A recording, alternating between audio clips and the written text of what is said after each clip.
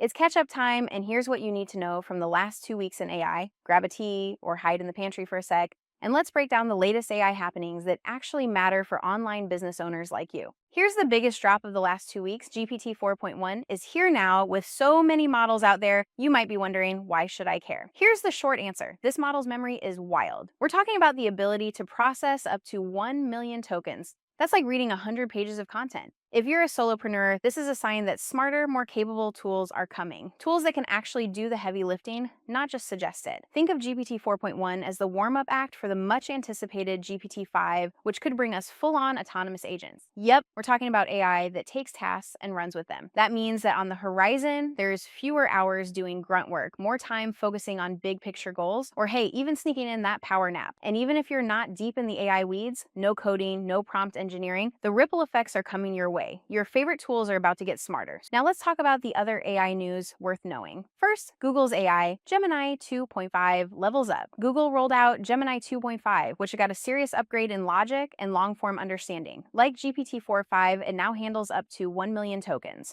What's even cooler, it's being integrated directly into tools like Gmail and Docs. That means automatic email summaries, smarter content suggestions, and even turning voice notes into documents without needing an automation. So if you live in Google Workspace, let the AI help. Those little automations might just reclaim an hour from your day or even more. Another noteworthy update from this week was Meta's LLaMAcon and open source push. Meta, yep, Facebook's parent company, is going all in on open source AI. At its first ever LLaMAcon, they announced a new LLaMA AI API. By the way, in case you haven't heard of LLaMA yet, this is Meta's open source AI. And I'm just curious, on a scale of 1 to 10, how comfortable would you be with using an AI tool developed by the parents of Facebook? Let me know in the comments. Okay, now back to LLaMA. You might be thinking, Brittany, I'm not a developer. Why should I care about a tool that's really geared towards developers who want to build AI tools? first, because it means more tools for you at lower costs. Meta also shared that its Meta AI assistant, powered by LLaMA, is already helping 1 billion people across Instagram, WhatsApp, and Facebook.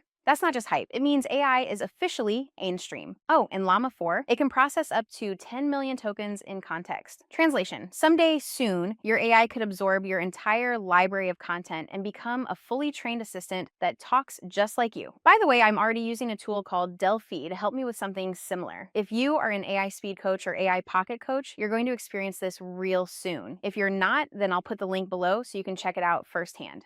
Another big player in the AI race is Claude, from the parent Anthropic. And Claude 2 had a big update recently, and in my opinion, just became way more useful. Anthropic rolled out Claude integrations, basically plugins that let it connect to tools like Slack, Notion, even payment apps. Imagine saying, Send that invoice or post this article, and the AI just does it. like I said, we're getting closer and closer and closer to agents. Is that a good thing, or are you a little nervous about agents? Let me know in the comments below. And not to be outdone by ChatGPT, Claude also added a powerful deep research mode that lets Claude browse the web and your connected accounts in one go. Kind of like ChatGPT browsing, but beefed up. Bottom line, Claude is evolving from smart brainstorm buddy to actual virtual team member. Let's move on to some quick hits you shouldn't miss and definitely can't ignore.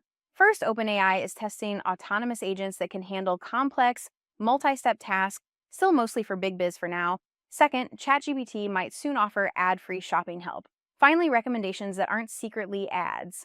Oh, and Microsoft and Amazon? They're pumping billions into AI infrastructure. The race is on. But remember, you don't have to chase every trend.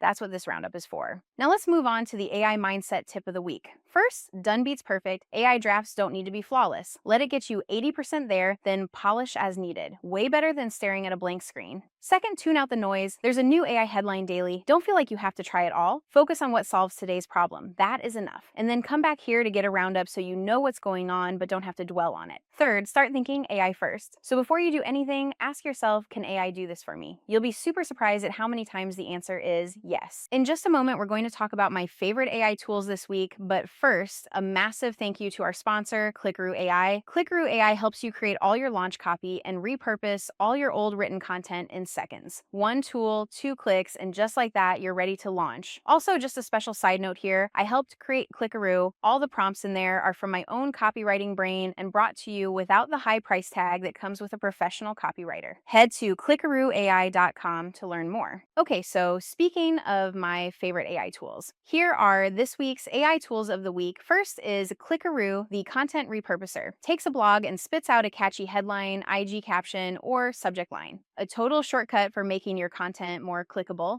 Next is Delphi, your digital twin. Feeds on your past content to build a chatbot that sounds like you, ideal for coaches and consultants wanting 24/7 on-brand support.